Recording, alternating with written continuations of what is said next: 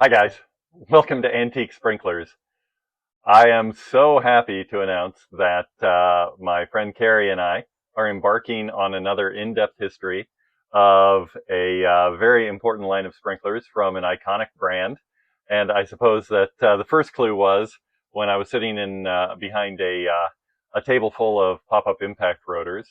And so once again, Kerry and I are going to be going through a series of episodes. I will be the Jerry Lewis to his Dean Martin, the Robin to his Batman, the Bonnie to his Clyde. Maybe not that last one, but we'll be working together to discuss the history of Buckner while they were manufacturing these sprinklers, to talk about the different aspects of the sprinklers as they came along in different eras.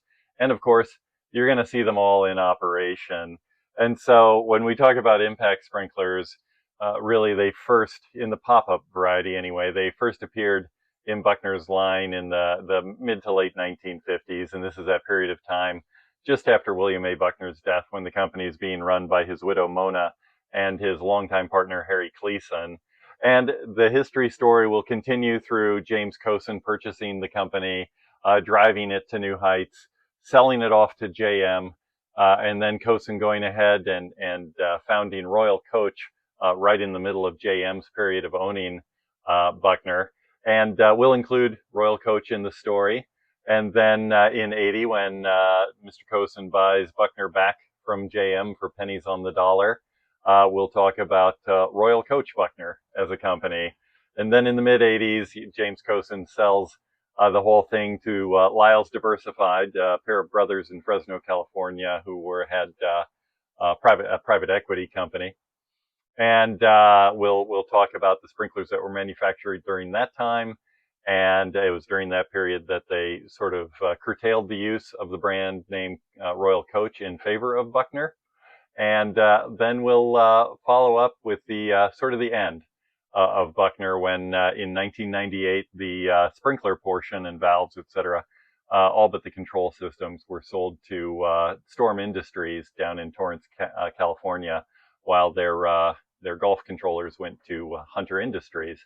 And we'll even show a couple of the Buckner impact rotors that Storm marketed into the early 2000s. So we're incredibly excited and very pleased to be bringing this to you guys. You're going to see a ton of sprinklers in operation, and to get a sense of just what we're talking about, Kerry now will give us an overview of the entire line of pop-up impact rotors made by Buckner in the 60s, 70s, 80s, 90s, and 2000s. And his collection is incredible. There might be one or two variants not represented in it, but let's go to him now for the overview. Thanks. Hello, I would like to introduce you to the Buckner family of impact rotors, starting in the mid-1950s with the dual action, dual drive type head, wedge drive with the 7280 and a half. Late 50s, the advent of the spoon drive and the side box trip. We have the 8278 and a half. The later version, 8278, 8280, 8278. These went all the way through the 60s. These lids are the beginning into the 60s. We have through the 60s into the 70s. Inch and a half cast iron case, 8285, about 1968. 1970, we come out with the 8283 cast iron case, bronze case, plastic case. 1970, you come out with the Cycle-Act plastic case, 6150, 6155.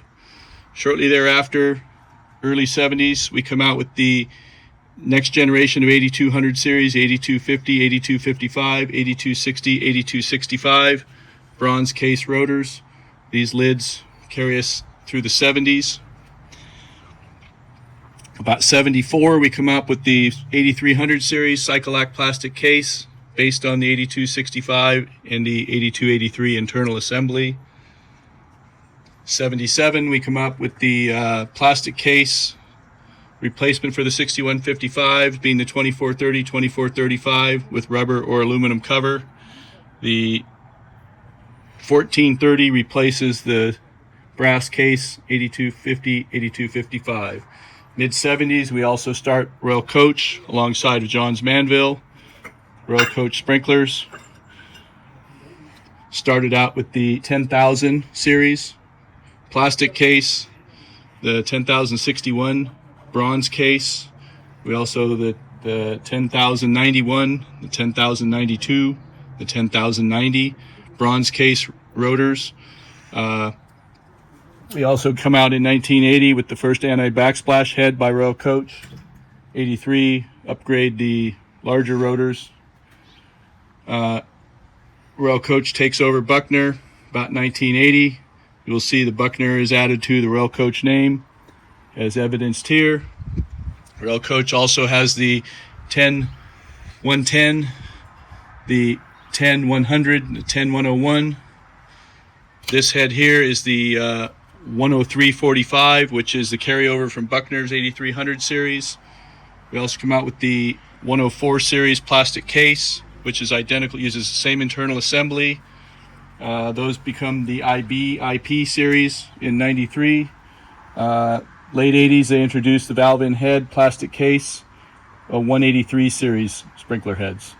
All of these Royal Coach heads pretty well lasted until about 2010, 2011 under Storm Industries. Wow, what a collection. To start this journey on the history of the Buckner impact rotor, we need to start in that period of time that gave rise to them. And I'm talking about the last half of the 1950s. And this is that period immediately following the death of its founder, William Buckner. And the company was a little over 40 years old at that point and very, very successful. And it was in the hands of William's widow, Mona Buckner, and his partner since the 1920s, a guy named Harry Cleason, who William brought on because of his knowledge of manufacturing. And in fact, I think Harry came from the foundry that actually made the first Buckner sprinklers back in the teens and maybe very early 1920s before William stole him away. And of course, if you're talking about the 1950s, a guy who holds a lot of Buckner patents named John Royer, who we talked about in our history of the Buckner rocker jet series, was having a lot of influence on the product line. So let's get to the pop-up rotors, which is what we're here to talk about. And so, Buckner was formed as a turf irrigation company. That was their first opportunity, Pebble Beach and their hoses irrigation.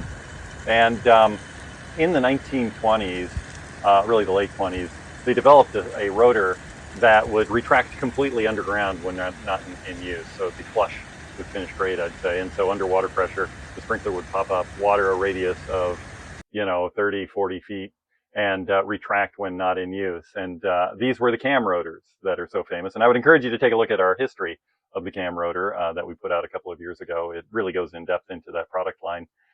And it became necessary to come up with a part circle rotor because, frequently there are areas adjacent to turf that you don't want to get wet, like a sidewalk or a track around a football field. And Kerry is going to go into much greater detail in a second here about sort of how they accomplished part circle irrigation. But I just wanted to kind of introduce the topic here and what they were throwing at it. And so Buckner took their full circle cam rotor and created a part circle version. And these were sort of fixed arc sprinklers. And in order to get more adjustability in the part of a circle you were trying to water and maybe improve water distribution, Buckner next turned to their probably 15-year-old at that point part circle dual drive sprinklers for that solution, and we have a lot to show you there. So in terms of the company, as they're looking for a new solution for part circle rotors, a businessman down in Los Angeles named James Cosin purchased Mona Buckner's half of Buckner in the late 1950s, and then within a couple of years had purchased Harry Cleason's half, so he owned the whole thing at that point. And he placed the company under the umbrella of a parent company he called General Sprinklers. And with that, I'm going to turn it back over to Kerry so he can get into the details around these rotors that immediately preceded the innovation into the pop-up impact rotors that would become a product line that really drove Buckner for the next 40 years or so. Thanks.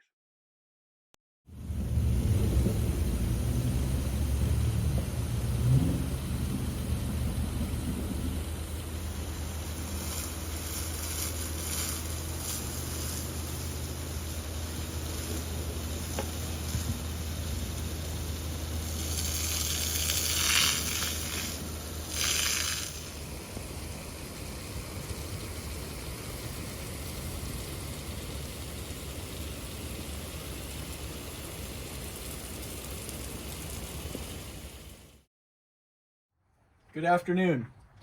I would like to talk about the history of the Buckner impact rotors, starting in the mid-1950s. But before we go there, let's go back in time prior to the impact rotor.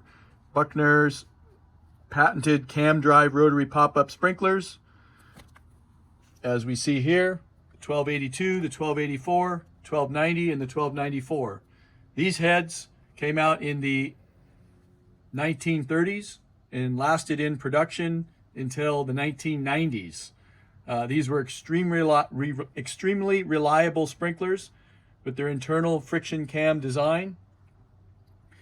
These heads were available up to nozzle sizes up to 9/32, and later with the advent of the 1370 and the 1390, they could go up to nozzle sizes up to 3/8 of an inch.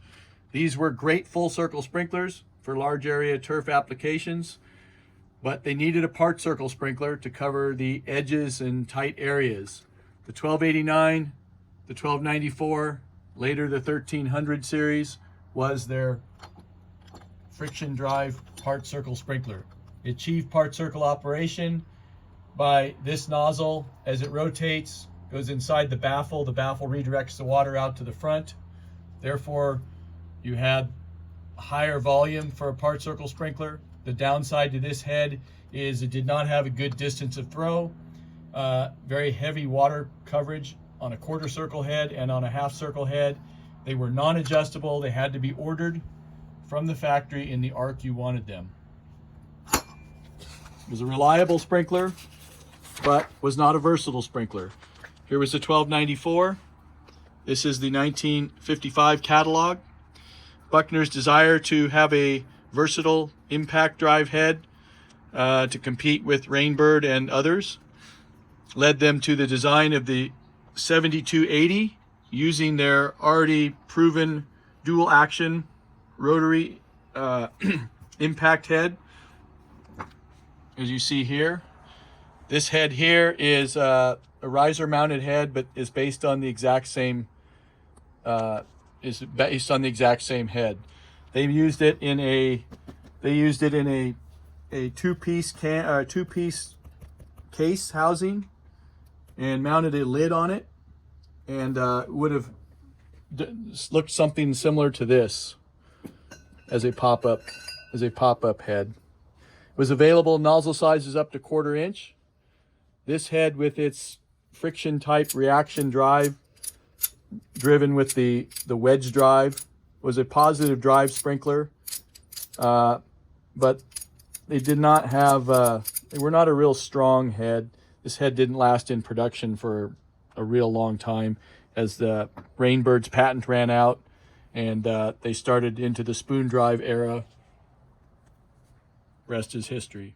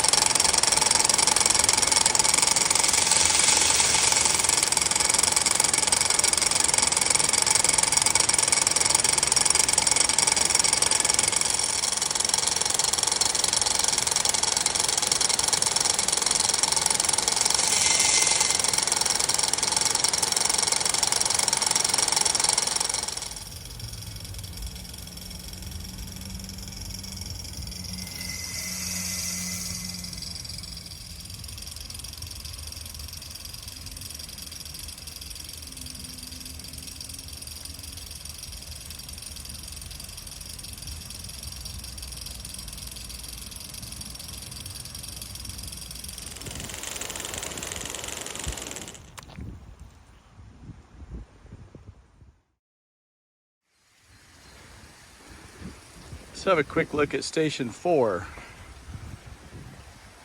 Got a couple 1294H's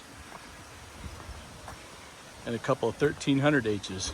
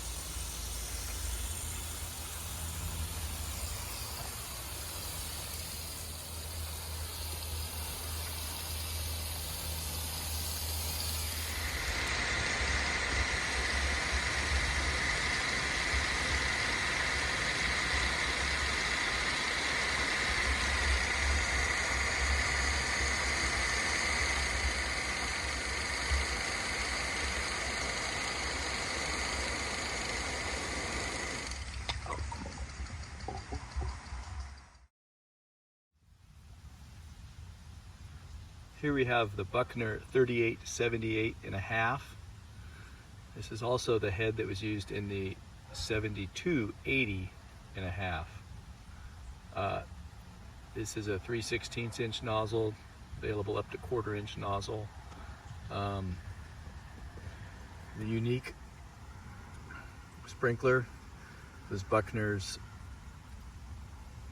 early long range adjustable impact type drive sprinkler head. This head uses there's springs in each one of these turret devices on either side. As a wedge drive. The wedge drive, as it opens the arm, uses friction, rotates the little spring-loaded turret. The spring-loaded turret forces the arm back. When the arm goes back, the wedge hits it and forces the wedge to impact to drive it in that direction. When it reaches the end of the stop, the trip flips.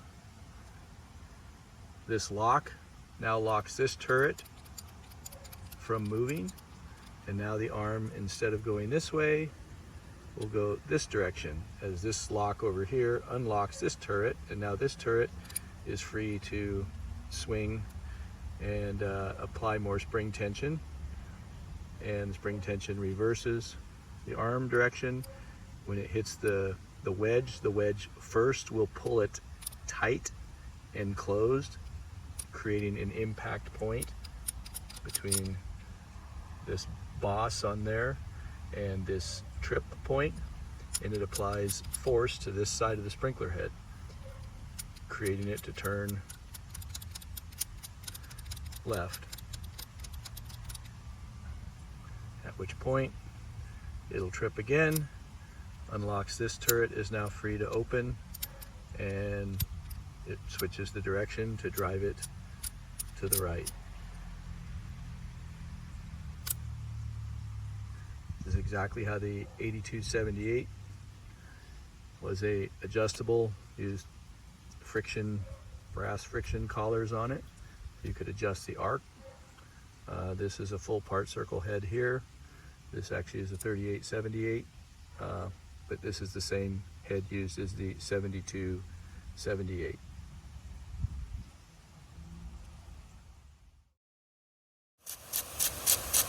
Here we have on display the internal assembly of the 7280.5, Buckner's first impact type drive, fully adjustable rotor. This was a wedge drive head, and it is fully adjustable arc. Nozzle sizes 3/16, 7/32, and 1/4 inch. This enabled them to have a very useful part circle adjustable head.